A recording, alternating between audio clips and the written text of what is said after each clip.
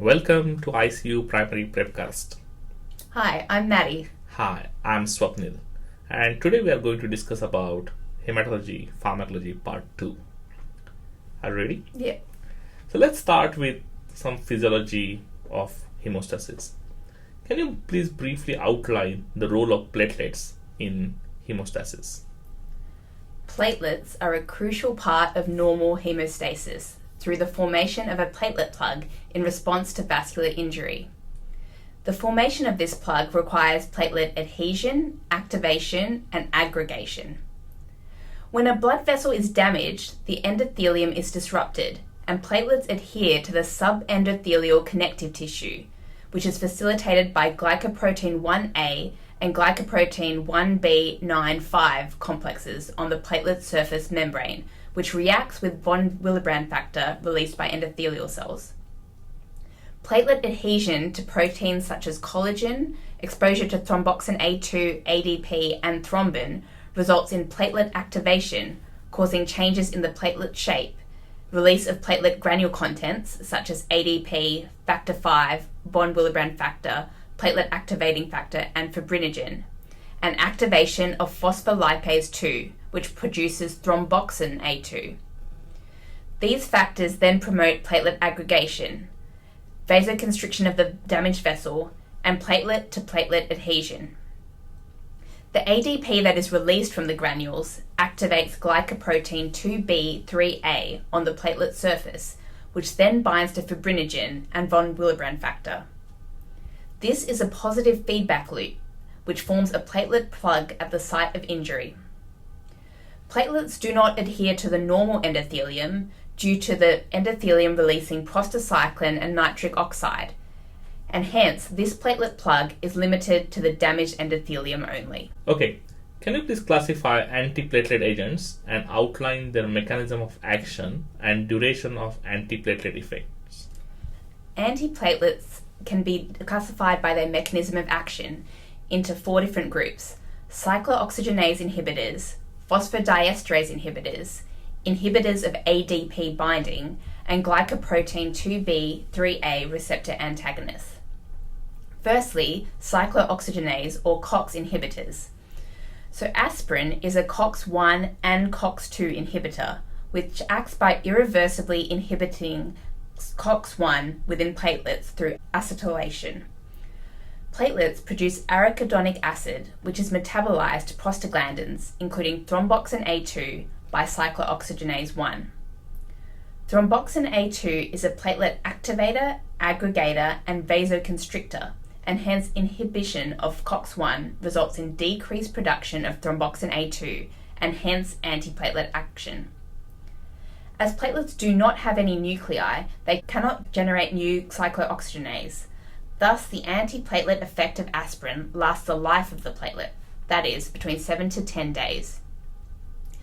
The second category are phosphodiesterase inhibitors. Dipyridamole is a phosphodiesterase inhibitor, which results in increased cyclic AMP and decreased intracellular calcium. Increased cyclic AMP blocks the release of arachidonic acid and thus reduces thromboxane A2 levels. Dipyridamole also potentiates the action of prostacyclin and inhibits adenosine uptake. This results in decreased ability of platelets to adhere to vessel walls and also causes coronary vasodilatation. Dipyridamole's effects last about 24 hours. The third category are inhibitors of ADP binding. Clopidogrel, Physiology, and ticagrelor all irreversibly block the ADP receptor on platelets, thus preventing the transformation of glycoprotein 2b3A receptors to its active form, which then prevents platelet aggregation and further activation. Clopidogrel and prasugrel's effects last 7 to 10 days, that is, the life of the platelet, whereas ticagrelor's effects last about 5 days. Glycoprotein 2b3A receptor antagonists are the final category, and these include tirofiban and abciximab, which prevent the binding of fibrinogen to these receptors and thus prevent platelet aggregation. Both tirofiban and abciximab are administered intravenously and platelet function returns to normal within 4 to 8 hours of ceasing tirofiban and by about 48 hours for apixaban, although small amounts of this drug can be detected for up to 14 days. Okay, can you please describe the pharmacology of aspirin? Aspirin, or acetylsalicylic acid, is an antiplatelet and non-selective, non-steroidal anti-inflammatory agent. It is used for treatment of patients with and prophylaxis against cardiovascular or cerebrovascular disease, and also for temporary relief of pain and or inflammation, and as an antipyretic. The pharmacology can be divided into the pharmaceutics, pharmacokinetics, and pharmacodynamics. Aspirin is available in 100 or 300 milligram strength tablets, and also available as combination products with codeine, dipyridamole, and clopidogrel. The pharmacokinetics can be thought of in terms of the absorption, distribution, metabolism, and elimination. Aspirin is given orally and is rapidly absorbed from the small intestine with a bioavailability of 68%. It reaches peak levels within 15 to 60 minutes. It can also be given rectally. Aspirin distributes widely to all tissues and fluids in the body and crosses the placenta. It is highly protein-bound to albumin and has a volume of distribution of just 10 litres. It is a weak acid and has a pKa of 3. In terms of the metabolism, it is rapidly hydrolyzed to salicylate by esterases in the gastrointestinal tract and liver. Salicylate undergoes further metabolism by conjugation in the liver to salicylic acid and glucuronide derivatives. This is a saturable pathway, therefore the half-life of salicylate increases with increasing concentrations. The elimination of salicylate follows zero-order kinetics, and it is excreted by the kidneys. Renal excretion of unchanged drug depends on the urinary pH, therefore alkalization of the urine is a key component in treating salicylate overdose.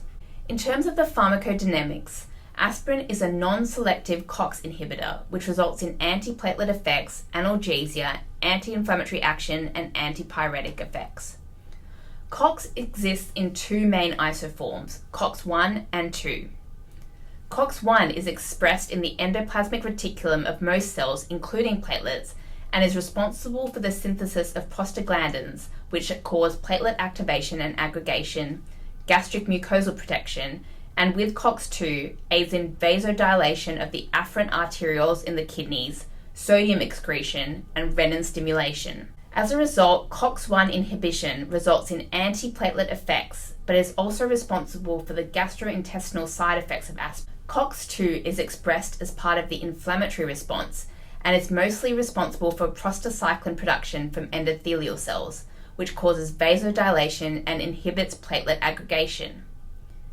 Therefore, COX-2 inhibition results in anti-inflammatory and antipyretic action, but also vasoconstriction and platelet aggregation, which is in contrast to COX-1 inhibition.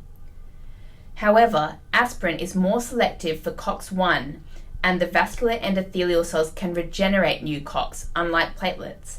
Therefore, the antithrombotic effects of aspirin predominate. Adverse effects of aspirin include gastrointestinal side effects such as nausea, dyspepsia, GI bleeding, hepatotoxicity, and abdominal pain.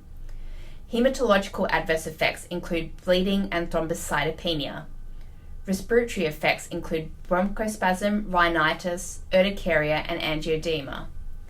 And neurological effects include dizziness, headache, tinnitus, and an increased incidence of Ray's syndrome. Lastly, renal adverse effects include a risk of renal impairment, which is dose-dependent, and occasionally worsening hypertension. Sure. Let's move on to another commonly used antiplatelet agent, that is Clopidogrel.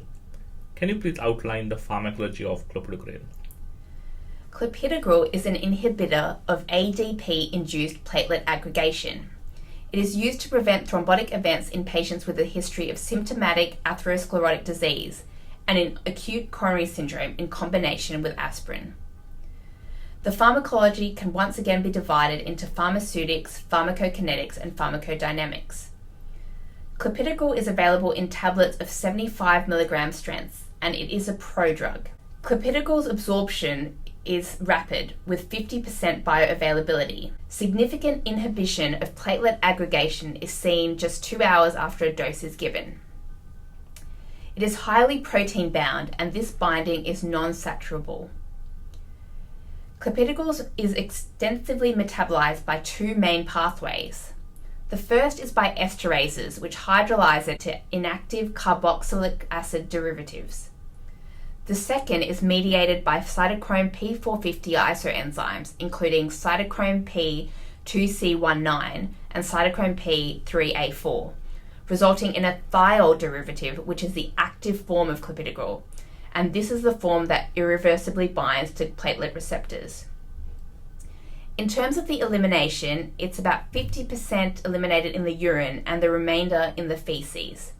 It has a half-life of about 6 hours, but the half-life of the active thiol metabolite is just 30 minutes. In terms of the pharmacodynamics, the active thiol metabolite of clopidogrel selectively inhibits the binding of ADP to its platelet receptor, and thus inhibits the ADP-mediated activation of glycoprotein 2B3A complex and subsequent platelet aggregation.